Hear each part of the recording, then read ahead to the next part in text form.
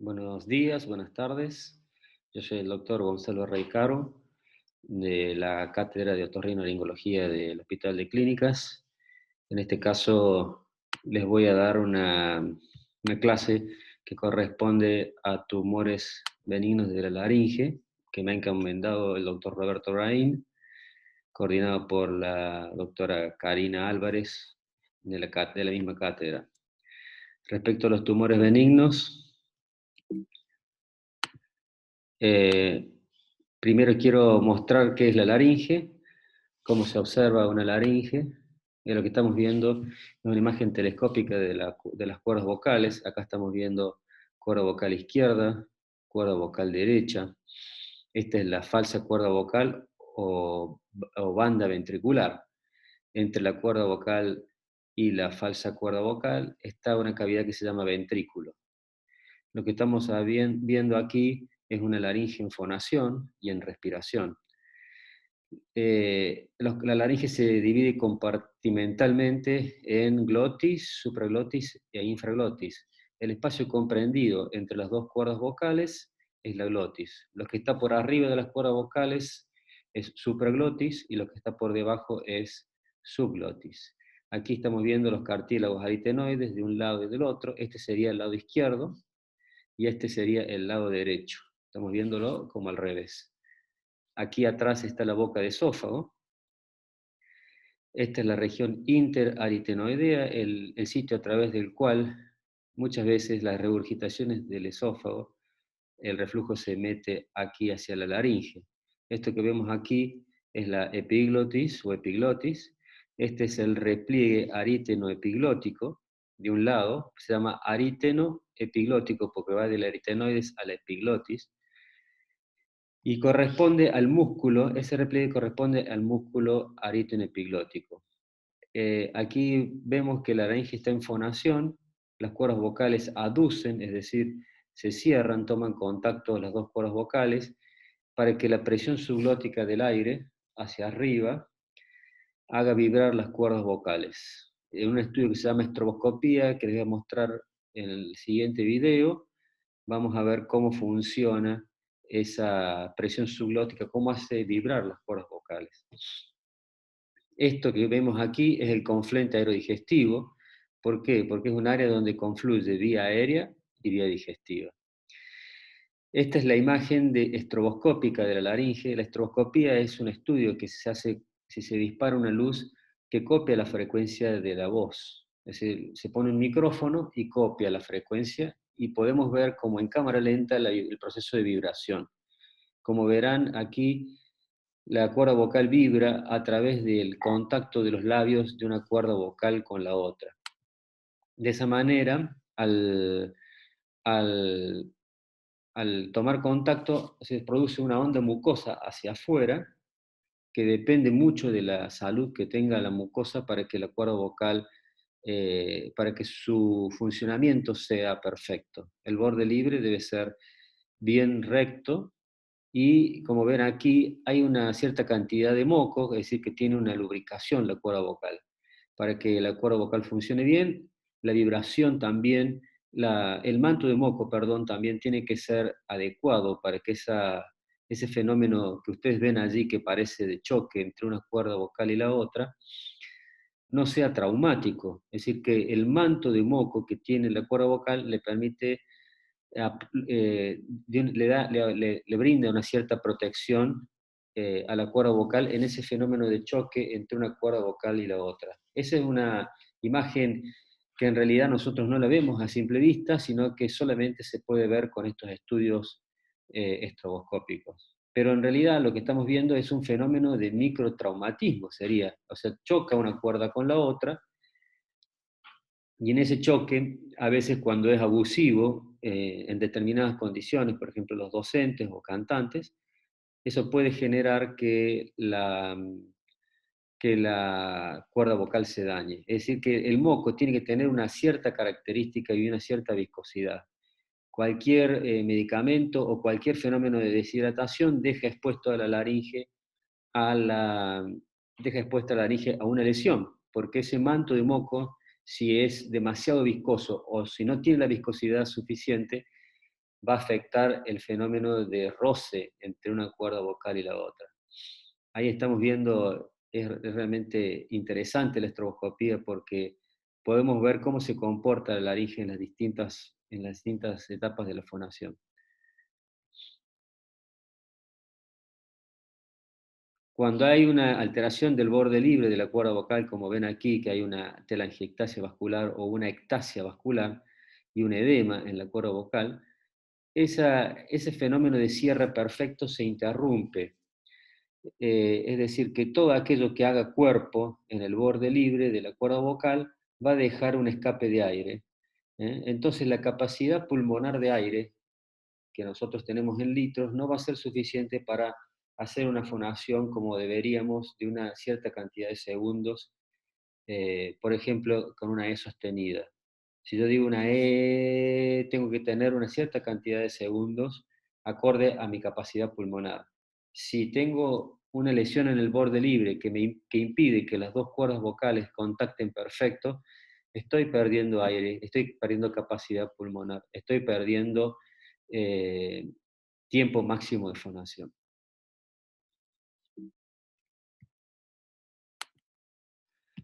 Para, para mostrarles, este también es otro video que, que muestra que el borde libre de la cuerda vocal tiene un ligero engrosamiento. Ese ligero engrosamiento va a hacer que en la fonación, como vimos en el video anterior,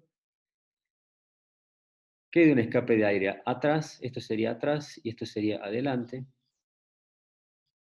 quede un escape de aire, entonces la laringe comienza a esforzarse. Por otro lado, si observamos, las dos cuerdas vocales se unen en esta porción, adelante, esto sería adelante y esto sería la parte de atrás de la laringe. Hacia adelante tenemos lo que se llama la comisura anterior y hacia atrás es la comisura posterior. Son todas esas nomenclaturas que nosotros las usamos mucho. Este es el tercio anterior de la cuerda vocal, este es el tercio medio de la cuerda vocal y este es el tercio posterior. Es importante saber que si dividimos la glotis en 3 tercios, podríamos decir que el tercio anterior, que es este, y el tercio medio del borde libre de la cuerda vocal son los tercios más fonatorios. En cambio, el tercio posterior es un tercio más respiratorio.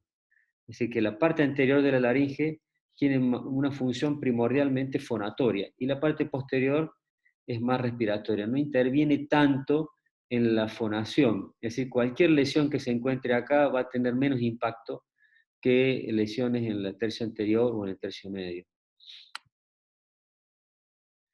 Ahora, si ustedes se fijan que es justamente el tercio medio, es el área donde más frecuentemente vamos a encontrar las lesiones benignas, los nódulos, los pólipos. Y si se fijan por lógica, es por este motivo. Es el sitio de máxima excursión de los pliegues vocales. También a las cuerdas vocales se les llaman pliegues vocales.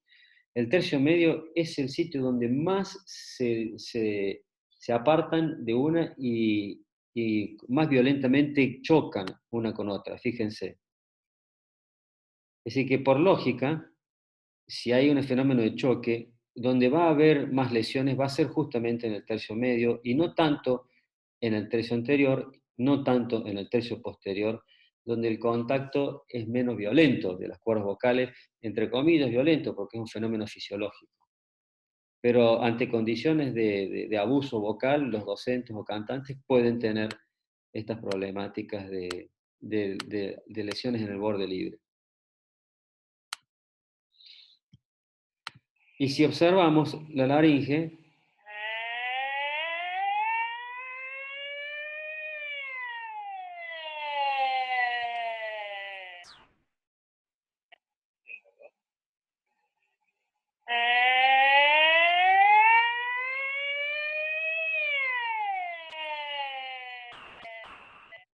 lo que hemos observado allí es lo que se llama el glissando. Es la posibilidad de recorrer toda la extensión del registro, desde los graves hacia los agudos. Desde los registros graves, la cuerda vocal se acorta, y en los registros agudos la cuerda vocal se alarga. Esto está producido por un fenómeno muscular. En realidad la laringe es un órgano muscular.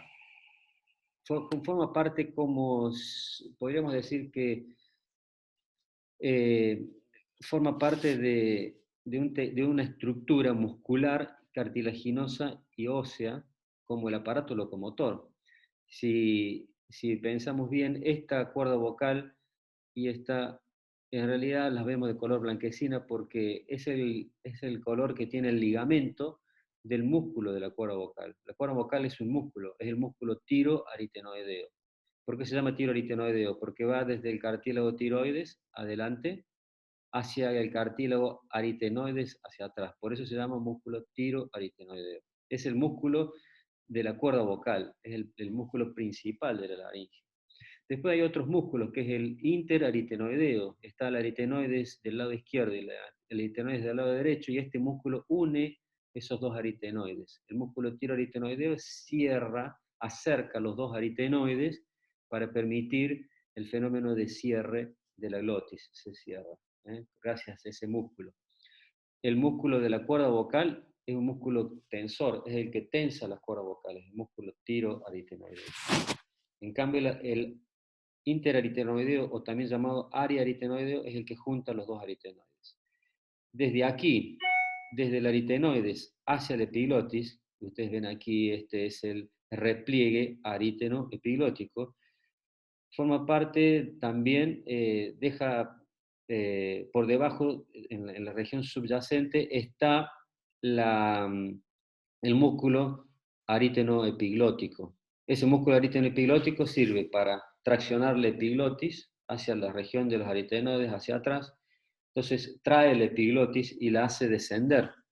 Al descender, cierra a la laringe en el momento de la deglución. Eso es para evitar que nos ahoguemos.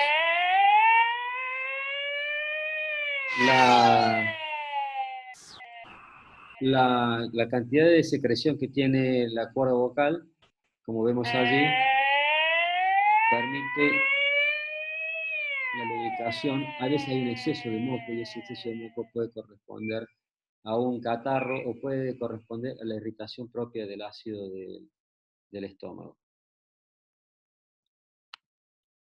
¿Cómo se hacen los... antes de pasar a esto, yo les quería mostrar que en realidad, cuando hacemos el glissando,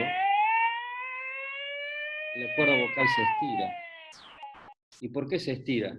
Se estira porque el cartílago aritenoides, el cartílago tiroides, que es donde está inserta el extremo anterior de la cuerda vocal, del músculo tiroaritenoideo, ese músculo se inserta en la parte posterior del cartílago tiroides. Entonces, cuando el cartílago tiroides bascula hacia adelante, la cuerda vocal se estira, porque la cuerda vocal está enganchada en el cartílago tiroides. Al bascular hacia adelante, la cuerda vocal se estira. Y al ir hacia atrás, la cuerda vocal se acorta. Ese fenómeno de báscula que tiene el tiroides lo produce un músculo que está inserto en la parte anterior del cartílago tiroides, que se llama cricotiroideo. Ese músculo, al contraerse, hace vascular hacia abajo, hace vascular hacia adelante, perdón, al cartílago tiroides. Entonces, el músculo cricotiroideo es el responsable del glissando, de la posibilidad que tiene la laringe de estirarse, porque se contrae ese músculo y lleva al cartílago tiroides hacia adelante. ¿Cómo se hacen cómo se hacen cómo se hacen los exámenes endoscópicos? Se pueden hacer a través de la boca con un telescopio, o a través, ese telescopio se introduce sacando la lengua al paciente, se introduce hasta el paladar, y ese endoscopio, al ser rígido y angulado, muestra la laringe hacia abajo. Tiene una visión angulada de 90 grados. Es que es un estudio muy simple de hacer. no requiere la introducción, como es en este caso, de la fibra óptica a través de la nariz. Todos estos estudios se hacen bajo anestesia local. Esto con telescopio se hace colocando spray de silocaína al 10% en la boca. En cambio, la fibra óptica desde la nariz, al introducirla, hay, como una zona reflexógena y molesta y sensible, hay que hacer una vasoconstricción, destapar la nariz con gotas nasales y utilizar anestesia para que el estudio sea confortable. Se pasa de la fibra óptica desde la nariz, llega hacia la parte posterior nasal, que es el cabo, y de ahí pasa por detrás del paladar a ver la laringe. La patología de la voz y el cuadro de enfermedades profesionales. Miren lo que es esta foto. Esta foto muestra el esqueleto laringio. La laringe es un órgano que es similar al del aparato locomotor, a una rodilla, a un miembro superior y un miembro inferior, porque tiene cartílagos, tiene músculos, articulaciones, está articulado con otros huesos como el hioides, es decir, que hay una estructura osteomuscular y cartilaginosa. Este es el cartílago tiroides y abajo está el cartílago cricoides, que en realidad está oculto por este músculo, que es el músculo crico-tiroideo, es decir, que va desde el cricoides al tiroides. Ese músculo cuando se contrae, imagínense, al contraerse este músculo, que va desde aquí hasta acá, hace bascular el cartílago tiroides hacia adelante para producir ese fenómeno del glissando. Y bueno, así como tiene cartílagos, músculos y articulaciones, la laringe se puede lesionar, se puede recuperar, se puede mantener en forma y entrenar al igual que el aparato locomotor. ¿Por qué? Porque los músculos se entrenan de la laringe. Ese entrenamiento en general lo hacen las fonoaudiólogas o maestros de canto o profesores de canto que están habituados a trabajar con laringe. Es decir, que la, la laringe para un cantante y para un docente se puede entrenar. Y si se lesiona, se puede recuperar mediante la reeducación fonoaudiológica.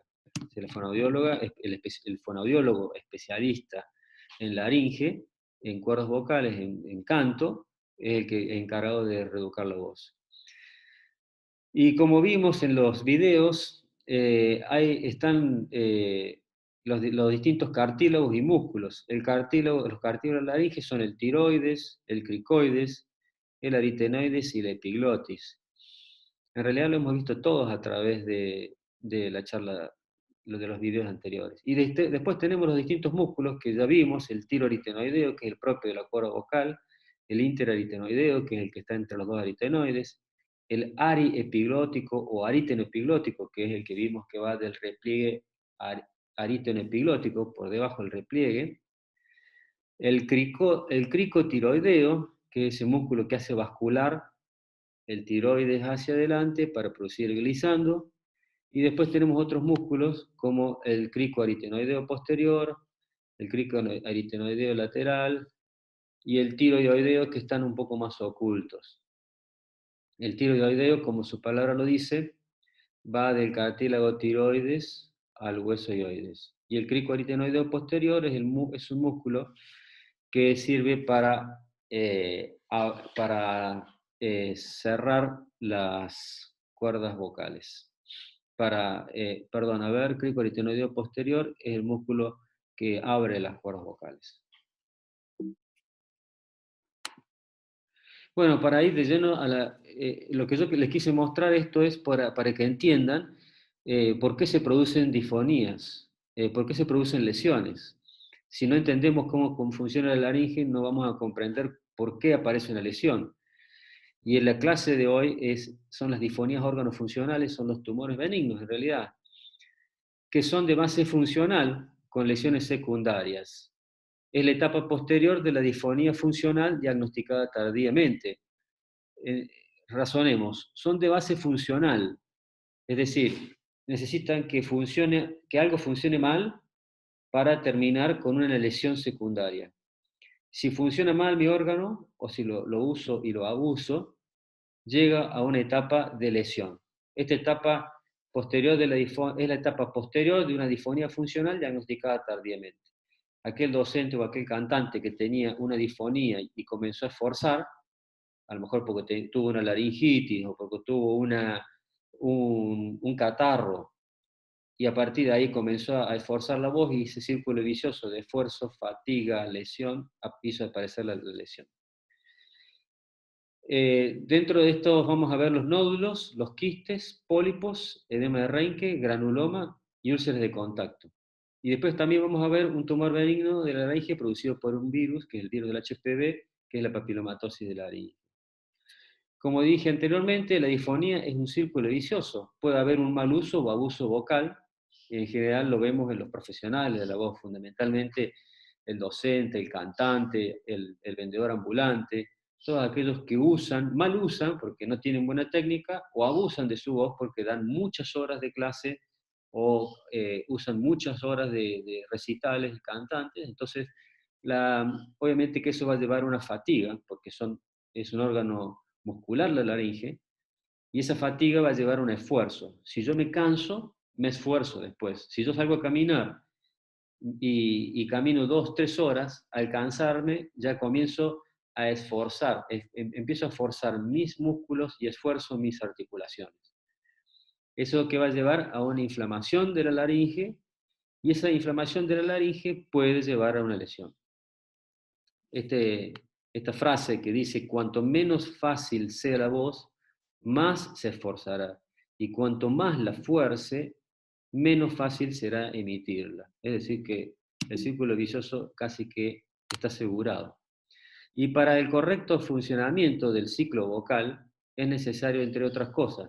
Cuando hablamos de ciclo vocal, el ciclo vocal es el ciclo de apertura y cierre de las cuerdas vocales, ese que veíamos. Es el ciclo vocal. La cuerda vocal tiene que tener un contacto perfecto del borde libre. Tiene que tener una adecuada elasticidad. La cuerda vocal debe ser elástica para poder hacer los diferentes registros que tiene la voz de los graves a los agudos. Deben ser simétricas. Toda asimetría en el cuerpo puede generar alteraciones funcionales. Si yo tengo una asimetría de mis miembros inferiores, un miembro inferior más corto que el otro, o alteraciones en los ángulos de las piernas, va a generar problemas en ese miembro inferior. Esto es lo mismo, la asimetría de las cuerdas vocales va a llevar a una lesión, puede llevar a una lesión. Y también tiene que haber una perfecta hidratación de la laringe, en especial del epitelio glótico. Es decir, que esa perfecta hidratación de las cuerdas vocales la preserva la laringe de una lesión. La hidratación y la viscosidad adecuada del moco, como dice en este cuadro, hace que la fuerza de contacto glótico disminuyan para que el traumatismo sea el mínimo posible en cada forma determinada de emisión. Es decir, que el choque de las cuerdas vocales, si tiene una correcta cantidad de moco, lo va a proteger. Dentro de la primera de las disfonías órgano-funcionales que vamos a ver son los nódulos, que es una patología muy frecuente de ver, que esta es la foto, esto es un nódulo. El borde libre de la cuerda vocal está deformado en su tercio medio por esta formación aquí voluminosa que deforma el borde. Los nódulos serían una inflamación crónica bilateral del borde libre de la porción membranosa de la cuerda vocal. Interfiere en la producción normal de la voz.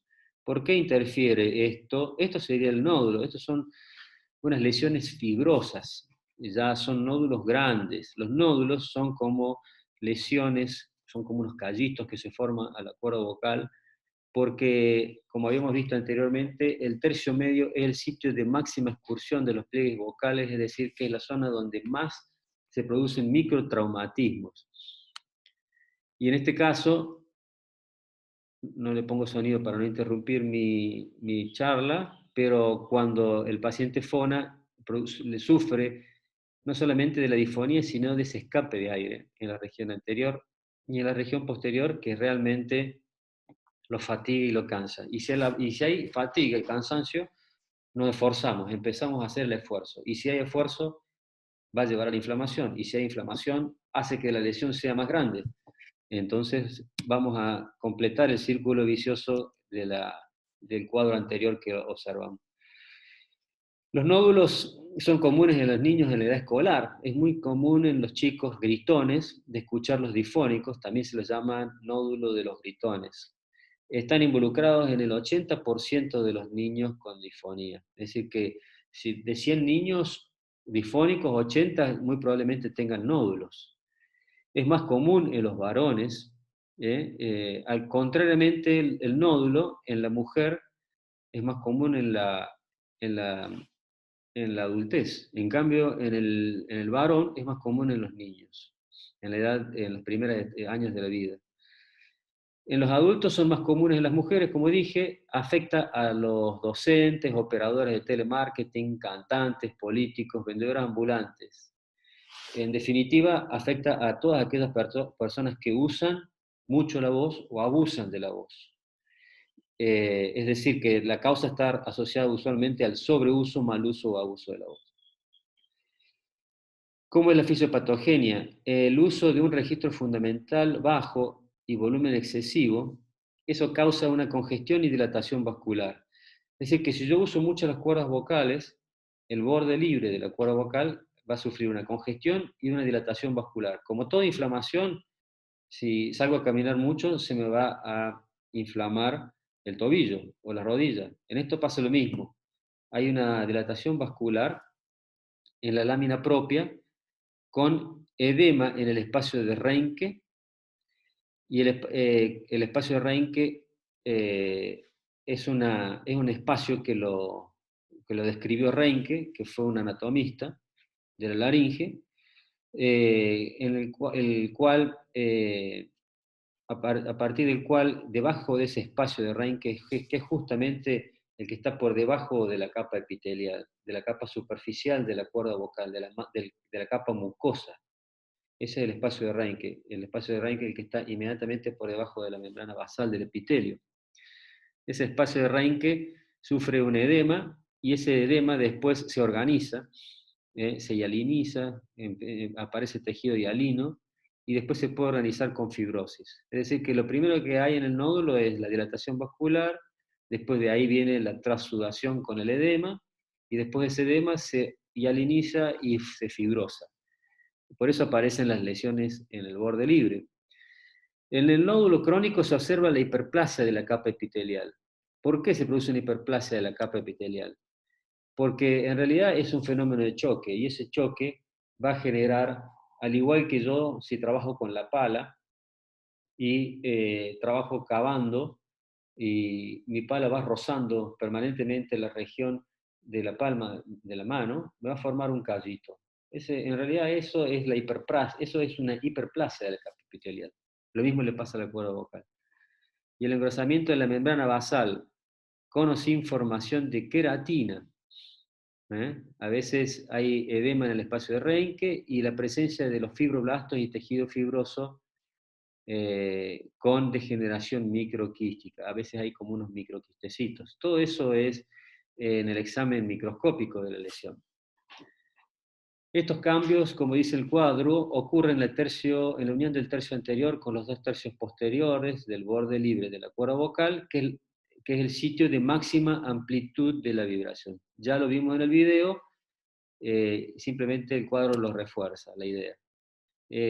Hay distintas apariencias. La mayoría de las lesiones aparecen como estas, que son lesiones fusiformes, una lesión fusiforme. Y la otra es la aparición de una lesión prominente, como una prominencia nodular, una prominencia nodular.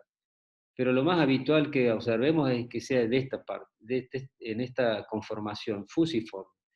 Siempre está involucrado que el cierre de la cuerda vocal quede inconcluso, entonces se escape el aire en cualquiera de las dos formas. En esta y en esta también pasa lo mismo. Son nódulos ya más grandes y fibrosos, difícilmente se vayan a ir si no es con tratamiento quirúrgico en el caso anterior. ¿Cómo es el tratamiento? Bueno, el tratamiento número 1 es el tratamiento foniátrico. Ocupa el primer lugar para reducir el abuso vocal y mejorar la producción de la voz y en lesiones poco organizadas o tempranas, favorecer su regresión. Es decir, que los nódulos incipientes iniciales en el cual el paciente consulta precozmente, el nódulo se puede ir y perfectamente se recupera el paciente. Pero si el paciente no consulta tempranamente y sigue esforzando la voz, y los fenómenos de hialinización y fibrosis que hablamos anteriormente se establecen, es difícil después que se vayan con fonoaudiología. Es decir, que todas las lesiones tempranas, fonoaudiología. Las lesiones tardías, también hay que hacerle fonoaudiología, porque hay que reeducar todo el fenómeno fisiológico, todo lo que hizo el paciente para llegar a tener la lesión. Hay que hacer la fonoaudiología, pero va a terminar seguramente en resolver por vía quirúrgica. Bueno, esto para reforzar algunos nódulos blandos o de reciente comienzo pueden responder a la terapia fonátrica. Los nódulos firmes o fibrosos a menudo fallan en tratamiento médico y foniátrico, aún realizado por fonoterapeutas con experiencia, por lo que se debe considerar el tratamiento quirúrgico con instrumental frío mediante microcirugía de laringe. En los niños, recordar la posibilidad de remisión completa en la adolescencia. Bueno, ¿cómo es eso? Normalmente el niño tiene una conformación laríngea bastante similar a la de la mujer, pero a medida que el niño va creciendo y se producen los cambios hormonales, esa laringe se va mudando en la muda vocal, va transformándose hacia una laringe del adulto, del hombre, más similar a la de un varón, ya con otras características anatómicas, y eso hace que el nódulo desaparezca. Bueno, la segunda de las disfonías órgano-funcionales que vamos a hablar son los pólipos. Este es un pólipo. Son lesiones generalmente unilaterales. La característica del nódulo, volviendo para atrás, es que son bilaterales. Son lesiones que están en las dos cuerdas vocales. En cambio, el pólipo es unilateral. La mayoría de las veces es unilateral. Puede haber lesiones contralaterales, pero en general la vemos así, como una lesión de una sola cuerda vocal. Y la mayoría de las veces están involucradas en la génesis estas dilataciones vasculares, ya vamos a ver por qué. Los pólipos se sitúan por lo general en el tercio anterior y medio de la cuerda vocal y son unilaterales. Ahí vemos que este es un pólipo grande, está inserto en una sola cuerda vocal. ¿Y por qué genera la disfonía? Porque interfiere en la unión, interfiere mucho en el cierre de la cuerda vocal. Ese es otro pólipo, un poco más pequeño. Este en realidad es un video para mostrar de que a veces con un poco de habilidad y criterio se puede sacar en el consultorio con el paciente despierto, pero la mayoría de los tratamientos es quirúrgico se hace en el quirófano. ¿Mm? Este es el pólipo, es una lesión unilateral. Es más común en el hombre que en la mujer y la edad está entre los 20 y 60 años. La etiología acá dice que no está muy clara, pero yo voy a mostrar, esto ya está bien claro, esta diapositiva hay que modificarla. El abuso o mal uso de la voz en ambientes ruidosos es un agravante. En general, muchos pacientes está el antecedente de haber gritado, momento en que nota que perdió la voz. Algunos pacientes consumen aspirina y anticoagulantes, eso hay que tenerlo muy en cuenta, pero el tabaco puede estar presente como causa, pero no es tan directa. Esto de que muchas veces puede haber muchos pacientes el antecedente de haber gritado, momento en que nota que perdió la voz. Es la típica disfonía del hincha de fútbol que gritó un gol o estuvo gritando en la cancha y de repente, después de un grito, pierde la voz, o aquel vendedor ambulante que también le sucedió lo mismo. ¿Es por qué? Porque en general perdió la voz súbitamente porque puede suceder que haya sangrado y esa sangre en el borde libre de la cuerda vocal después se organiza en forma de hematoma. Como en este caso, seguramente alguna de estas varices que había aquí sangró y al sangrar le despega el espacio de Reinke, que es ese espacio que está debajo de la primera capa epitelial, y ahí se organiza el pólipo. Acá está la secuencia de la formación de un pólipo. Se produce un estímulo o un abuso de la voz, irritantes o alergenos. Podemos decir que el hincha de fútbol que gritó un gol. Ahí se produce fenómenos de vasodilatación y la ruptura de capilares en el espacio de Reinke. Es decir, que se produce como una ampolla de sangre en la superficie de la cuerda vocal.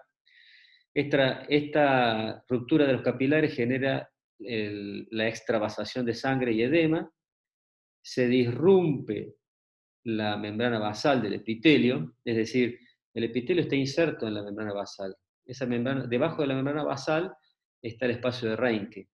Entonces se despega la membrana basal del epitelio y abajo queda organizada la sangre.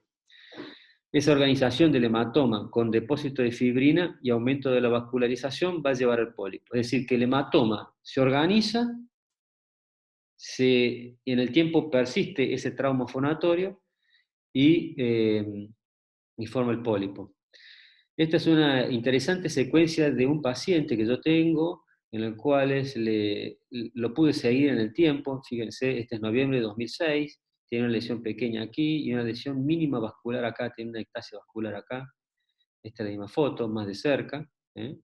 Aquí tiene una lesión nodular y acá tenía una dilatación vascular. En julio del 2011 me consulta y esa dilatación vascular más o menos seguía similar, asociada a una telangiectasia, una varice, pero de julio del 2011 y casi unos días después, agosto del 2011, aparece con esta lesión. Es decir, que las lesiones vasculares estas son las que hacen sangrar. Al sangrar, la sangre se acumula debajo del espacio de Reinke y ahí se organiza el pólipo. Fíjense, ahí tuvo el hematoma el paciente, esa varice sangró, esta sangró, y se despegó el espacio de Reinke, formó el pólipo. Muchas veces vienen pacientes con nódulos, y ese mismo nódulo es el que a veces sangra, y al sangrar ya forma una lesión diferente. Ya no es tan chiquito como el nódulo, sino que ya ese hematoma que se acumuló se organiza y forma el pólipo. Podemos ver aquí la varice que seguramente en el borde libre sangró. Y eso es lo que nosotros tuvimos que llevar al quirófano al paciente, y bueno, de una lesión que estaba así, queda así después de la cirugía. En los pólipos puede haber, ¿cuáles son sus características clínicas? Puede haber un inicio abrupto de la difonía que sugiere la ruptura de un vaso sanguíneo, es decir, que estaba bien la voz y comenzó súbitamente a tener problemas en la voz. O ya venía difónico con un nódulo y empeoró rápidamente por los nódulos, empeoró rápidamente porque tuvo una hemorragia y a partir de ahí la difonía empeoró. El inicio de la difonía en general en estas lesiones suele ser progresivo y lento, no es tan a súbito. Y usualmente no tiene remisiones, la voz no mejora y va acompañada de un volumen y una frecuencia de la voz más bien baja. La voz es a veces soplada. ¿Por qué soplada? Claro, porque el nódulo, el pólipo se interpone entre las cuerdas vocales y hace que se escape el aire. Entonces da el timbre de voz soplada. El grado de difonía depende del sitio de implantación del pólipo, el tamaño, el tipo de pedículo y de su naturaleza. A veces esta difonía, si el pólipo está bien en el borde libre de la cuerda vocal, va a dar más sintomatología. Si está un poco por encima del borde libre, la difonía no va a ser tan grande, porque a veces los pólipos tienen un pedículo, que es laxo, entonces ese pedículo hace que el pólipo vaya hacia arriba, como observamos en esta imagen. Este es un pólipo más bien pediculado. A veces no da tanta difonía porque está más en la cara superior. En cambio, este pólipo tiene mucho más implicancia en la voz porque está justo en el borde libre e interrumpe mucho más que este.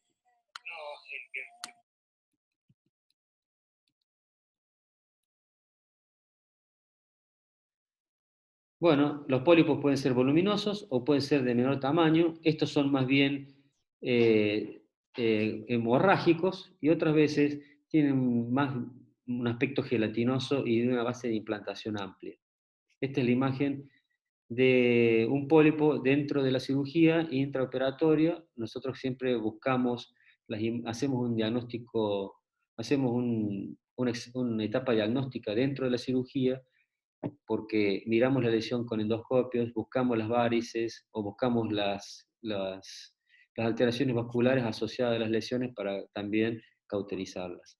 Y el tratamiento, los pólipos blandos o de reciente comienzo pueden responder a la terapia foniátrica. Es decir, que la fonoaudióloga y el reposo de voz, el tratamiento del reflujo gastroesofágico, el tratamiento de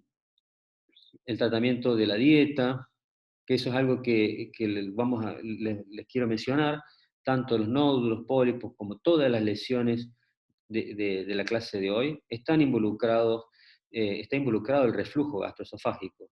¿Por qué? Porque la boca del esófago está atrás y las cuerdas vocales están por delante. Y la laringe está a merced del ácido del estómago, que puede regurgitar desde el esófago. Y si nosotros tenemos un paciente que esfuerza la voz, que está usando mucho los músculos respiratorios accesorios, torácicos y abdominales, ese incremento de la presión de los músculos sobre el abdomen y el tórax genera el incremento de la presión intraabdominal y eso comprime el estómago manda el ácido hacia el esófago y el esófago vuelca su ácido a las cuerdas vocales. Por lo tanto, el tratamiento del reflujo y la dieta para evitar el reflujo y en algunos casos la medicación antirreflujo debe ser primordial en los pacientes con disfonía funcional. Y en general el pólipo es de tratamiento quirúrgico mediante microcirugía de laringe. Las disfonías órganos funcionales, dentro de ellas también, bueno, ya vimos los nódulos, vimos los pólipos y vamos a ver el quiste intracordal. El quiste intracordal es lo que estamos viendo acá, es un verdadero quiste que se forma en la cuerda vocal. Existen distintos tipos de quistes. El quiste puede ser epidermoide o el quiste de retención submucoso. La palabra lo dice. El quiste epidermoide está conformado por varias capas de epitelio. Son de característica epitelial. En su cavidad se acumulan cristales de colesterol, queratina descamada, es brilloso y blanquecino. Es más bien blanquecino. En cambio, el quiste de retención o quiste ductal, ¿por qué se llama de retención submucosa? Porque está en la submucosa. Quiste ductal porque es un quiste que se formó por la obstrucción del ducto, por la obstrucción del ducto de drenaje, del conducto de drenaje de una glándula, de esas glándulas que segregan moco, que son las que lubrican a la cuerda vocal. Entonces, lo que yo necesito para tener un quiste de retención es que se tape el ducto de drenaje. Se obstruye la glándula y las secreciones se acumulan. Es decir, la misma secreción que produce la glándula se va acumulando. Son los más comunes en la región subglótica o en la región supraglótica. Los quistes de cuerdas vocales, en definitiva, pueden ser epidermoides o quistes de retención. Son difíciles a veces de diferenciar. La mayoría de las veces lo hacemos su diferenciación dentro del quirófano, ya cuando lo operamos al paciente. Pero hay ciertas características por ahí que nos hacen sospechar de que puede ser un quiste epidermoide más que un quiste de retención, pero en definitiva es difícil. Esta es la apariencia de un quiste amarillento, que hace volumen, que deforma el borde libre de la cuerda vocal y que a veces está rodeado por telangiectasias vasculares. Eso significa que son lesiones que vienen desde hace mucho tiempo. Cuando hay malformaciones vasculares asociadas, habla del tiempo en que las lesiones vienen produciéndose. Esto es en la cara superior, este es un quiste en el borde libre. En general, estos quistes del borde libre son más de retención y este podría ser más un quiste epidermoide, por tejido epitelial. Los epidermoides son más duros y los de retención, como estos, son más blandos. Son difíciles de sacar porque lo que hay que hacer es abrir la cuerda vocal si es que el paciente llega al quirófano porque no se resolvió el problema. Hay que abrir la cuerda vocal y sacar la cápsula y eso es lo más difícil de evitar que la cápsula se rompe cuando uno está trabajando. Este es otra quiste también de un poquito menor tamaño, pero deforma al borde libre de la cuerda vocal. Si tenemos tiempo, a ver, vamos a ver cómo es. Este es un quiste epitelial o epidermoide. Parecía de retención, pero terminó siendo un quiste epidermoide.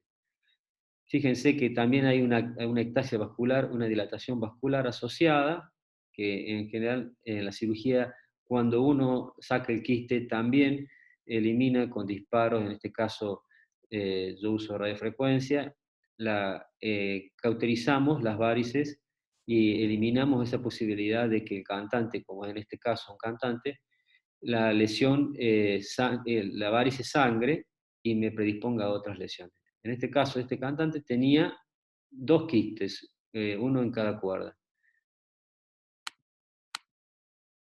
Vamos a ver la cirugía. Para la cirugía se abre el quiste, se abre la superficie mucosa con un bisturí muy delicado, se hace con microscopio de 40 aumentos, y y al abrir la cuerda vocal ya podemos decolar y encontrar el quiste adentro. Es una cirugía que es extremadamente delicada porque imagínense que abrir la cuerda vocal y que el paciente después pueda volver a cantar y mantener su registro es un acto de extrema delicadeza y mucha responsabilidad también. Ese es un quiste epidermoide. Si ven, es un quiste más bien sólido o semisólido, que no difícilmente se vaya a romper, porque en realidad tiene células epiteliales en su interior. No es líquido. En cambio, los líquidos son de manipulación mucho más difícil porque se nos rompe la cápsula y perdemos todos los reparos anatómicos.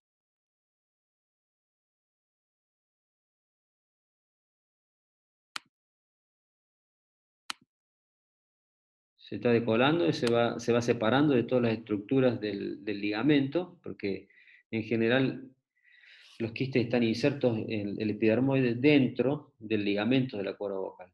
Entonces hay que despegarlo de la profundidad de las paredes laterales desde abajo y sacarlo.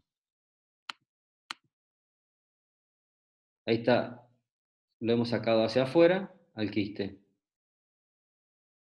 Queda vacía la cuerda vocal de la lesión. Ese es el quiste, ¿ven? Tiene como pequeñas ramificaciones, como en forma de dedos digitiformes, en ese caso, ¿verdad? Y una vez que se saca el quiste, perdón, la cuerda vocal va a volver a tomar su morfología rectilínea, su forma, vuelve a tener, vuelve a liberarse de esa panza que le formaba el quiste. Entonces queda recta la cuerda. Este es un quiste de retención, se nota que es amarillento y que hay un líquido adentro, y fácil de romper en la cirugía si uno no es delicado. El otro tema es el granuloma y úlcera de contacto. Este es un granuloma. El granuloma y la úlcera de contacto representan diferentes manifestaciones de una misma enfermedad. Los granulomas comienzan como úlceras, pasando por el estadio úlcera granuloma, donde se encontraría un cráter central rodeado por un anillo de tejido de granulación hipertrófico. ¿Qué sería el granuloma? Vamos a ver hacia adelante. El granuloma es esto. Es una lesión que comienza como una úlcera y después termina como granuloma. Es decir, que es la misma enfermedad en distinto estadio, la úlcera de contacto y granuloma. Es decir, que representa la misma manifestación de una enfermedad. Comienza como una úlcera, pasa por el estadio úlcera-granuloma, donde se forma un cráter central rodeado por un anillo de tejido de granulación hipertrófico. Los granulomas son lesiones que en general vienen por Traumas. Uno de ellos puede ser la posintubación. Son pacientes que han estado intubados durante mucho tiempo, el endotraqueal, el tubo a través de la laringe, apoyado en la región posterior de la cuerda vocal. Por hiperfunción laríngea son personas que hablan mucho y en general está involucrado el reflujo gastroesofágico. ¿Por qué se forma el granuloma en esta región? Esta es la región laringea posterior, es decir, la comisura posterior. Si el tubo está colocado aquí, en una intubación prolongada, en un paciente en terapia o alguien que sufrió un accidente, ese tubo va a generar un microtrauma. Sumado a eso, atrás está la boca esófago. Si el esófago manda ácido en forma permanente y mantiene esta región irritada, cualquier otro estímulo, por ejemplo una intubación, podría generar la chispa disparadora para que se forme el granuloma. Es decir, que el reflujo gastroesofágico, por la vecindad, por la cercanía que tiene la laringe con el esófago, con la boca de esófago, el reflujo gastroesofágico es un fenómeno inflamatorio. Es decir, que el tubo siempre va colocado acá, o en una cirugía, por ejemplo. Hay pacientes que fueron a cirugía, se lo colocó el tubo, estuvo 1 hora, 2 horas de cirugía, pero ese estímulo, o ese daño, o ese microtrauma que sufrió la laringe en su porción posterior, hace que se forme el granuloma. Y se forman lesiones grandes como esta, o lesiones mucho más grandes, como la que vemos aquí. Este es un granuloma de mucho mayor dimensión. Si bien el paciente puede tener disfonía, la voz suele ser normal o casi normal. Puede haber una disnea progresiva. ¿Por qué el paciente tiene poca disfonía? Porque la laringe, ya dijimos que el tercio posterior no es tanto fonatorio, sino que es respiratorio. Y justamente el granuloma asienta en el tercio posterior de la laringe. En el tercio posterior de la cuerda vocal, la mayoría de las veces donde se inserta la apófisis vocal del aritenoides. Ahí es donde aparece el granuloma. La irritación puede haber irritación o sensación de cuerpo extraño en la garganta con necesidad de carraspeo permanente para sacar la molestia o eliminar el moco excesivo. El paciente que tiene una úlcera de contacto o un granuloma es el paciente carraspeador, el que está haciendo permanentemente carraspea porque necesita sacarse la molestia de la laringe, algo que le está incomodando. Muchas veces, como dice aquí, puede haber dolor localizado en la región lateral de la faringe, a veces irradiado al oído. Ese dolor, ese granuloma, como está agarrado en la parte posterior, está inserto en la parte posterior de la laringe, es una región que comparte su sensibilidad con el nervio glosofaringio, y al haber compartido esa sensibilidad, la sensibilidad táctil el del dolor, eso puede generar un dolor hacia el oído, porque el nervio glosofaringio da una rama sensitiva al oído. Entonces pueden ser pacientes que tengan la carraspera, la molestia en la garganta y el dolor irradiado al oído. Estos síntomas suelen ser agravados por el excesivo uso de la voz o gritar. Y también la mayoría de las veces hay síntomas digestivos asociados. Es decir, que hay patología en el estómago y en el esófago. Puede haber una gastritis o una esofagitis por reflujo. Por eso es tan importante en el granuloma el tratamiento de la dieta y el tratamiento de la medicación. Y en caso de que uno sospeche que haya una lesión esofágica, gástrica, una hernia de hiato o un esófago de Barrett, debería hacer la interconsulta con el gastroenterólogo.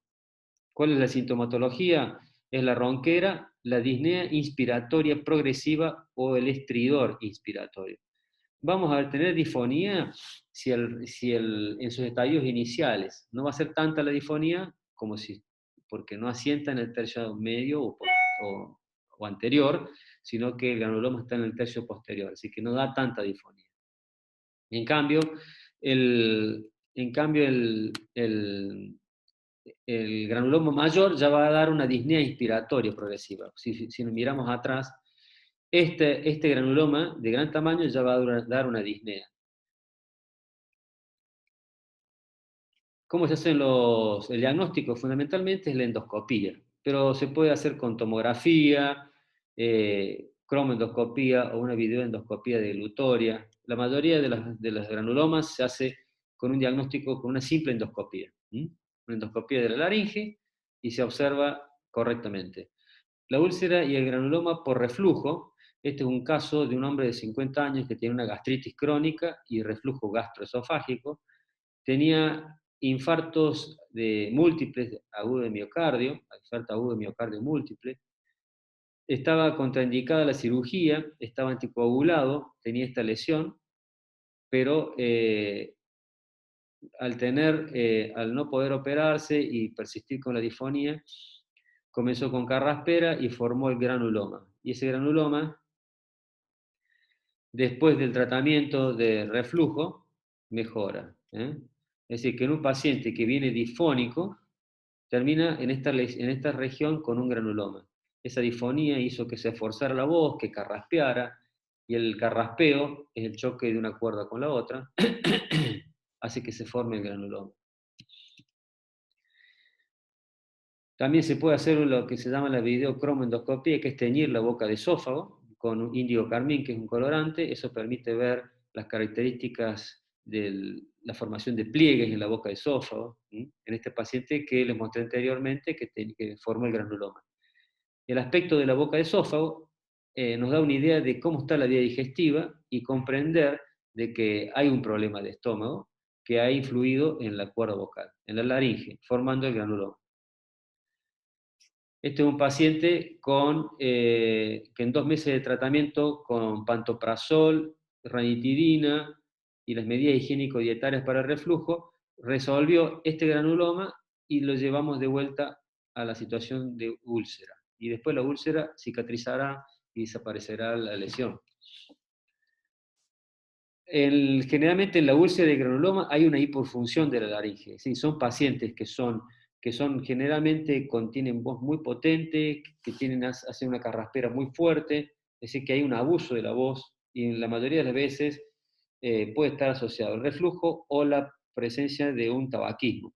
Esto genera también tos, pacientes que tosen frecuentemente, incluso durmiendo. No dan mucha, si observan aquí, esta región permite que en la fonación la laringe cierre casi correctamente.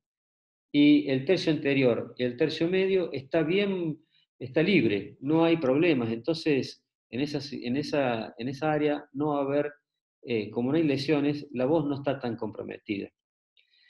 Después de una cirugía tiroidea, este paciente hizo este granuloma. ¿eh? Y otras cirugías, este es otro caso en el cual el granuloma es ya mucho mayor y obviamente que la sintomatología va a ser mucho mayor. Es decir, que la cirugía, acá dice tiroidea, pero puede ser, este es un caso, pero podría ser por cualquier tipo de cirugía que la intubación genere el estímulo. Bueno, este paciente que tenía reflujo y Helicobacter pylori, el Helicobacter pylori es una bacteria que coloniza el estómago, frecuentemente involucrada en las gastritis crónicas. Generalmente el motivo de la recidiva es un diagnóstico incompleto de la vía digestiva. Entonces, trabajando con el gastroenterólogo y el tratamiento del Helicobacter pylori logró resolver el granuloma. La otra disfonía órgano-funcional es el edema de Reinke. Esta es una foto de un edema de Reinke, es decir que, bueno, ya vimos los nódulos, vimos pólipos, vimos quistes, úlcera de contacto y granuloma, y el otro tema es el edema de Reinke. Este es un edema de Reinke, es un edema del espacio de Reinke. Fíjense las cuerdas vocales, el volumen que adquiere. Reinke fue el anatomista que describió finamente la anatomía de la cuerda vocal, incluyendo el espacio que corresponde a la capa superficial de la lámina propia que lleva su nombre. Este potencial espacio está normalmente cerrado por la adherencia del epitelio escamoso al ligamento vocal. Ya habíamos hablado que el espacio de Reinke es ese espacio que en realidad no es real, es virtual. Solamente se pone manifiesto cuando hay edema o cuando hay una hemorragia. Está inmediatamente por debajo de la membrana basal del epitelio. Bueno, esto es para mostrar que las capas de las cuerdas vocales tiene una capa de cubierta, que es el epitelio escamoso, y por debajo está la capa superficial de la lámina propia, que es el espacio de Reinke. Después está la zona de transición, que es el ligamento vocal en sí, y el cuerpo, que es el músculo tiroaritenoideo. Es decir, cubierta, ligamento y el resto es el músculo. El edema de Reinke es una afección similar entre hombres y mujeres. Los síntomas aparecen a partir de los 40 o 50 años y se observa en grandes fumadores. Hay otros irritantes como la polución ambiental o el humo ambiental, pero en realidad la mayoría de los casos lo observamos en pacientes fumadores. Es muy raro encontrar un paciente con un edema de Reinke que no fume. La mayoría son fumadores y necesitan de mucha cantidad de cigarrillos y por mucho tiempo. Por eso los síntomas aparecen a partir de los 40 o 50 años, no antes, porque necesitan muchos años de tabaco. Este espacio de Reinke está sujeto a colección de líquido porque posee un escaso drenaje linfático venoso con congestión vascular.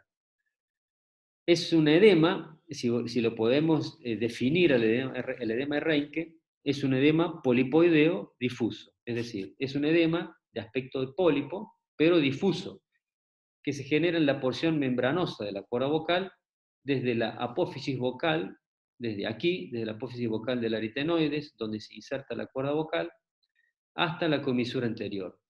Es decir, que el edema Reinke involucra el 100% de la cuerda vocal.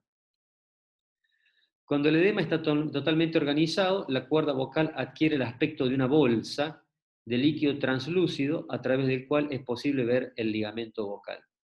Casi por transparencia se puede ver el ligamento. Y se ven los fenómenos de dilatación vascular por la irritación crónica, generalmente por tabaco y abuso de la voz, y es un edema laxo, un edema blandito. Pero cuando el edema es excesivo y puede ser basculante y modificar el grado de disfonía, es decir, que cuando hay un edema excesivo, ese edema puede ser laxo y vascular, vascula hacia arriba y vascula hacia abajo. Hay pequeñas áreas de leucoplasia que pueden requerir biopsias para determinar el grado de displasia. Recordemos que estos pacientes, al ser fumadores crónicos, aparecen estas lesiones blanquecinas sobre la cuerda vocal, sobre el edema mismo, que pueden sugerir de que las lesiones ya pueden ser un poquito mayores en, en el grado de displasia, es decir, de la alteración epitelial. Acá van a ver el video de ese edema que yo les digo que puede ser basculante. Este es un gran fumador,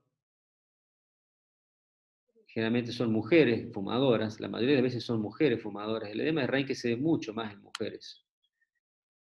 Es un edema deformante. En general, cuando lleva años, llegan a este estado, ¿verdad? Son fumadores de 20, 40 cigarrillos por día.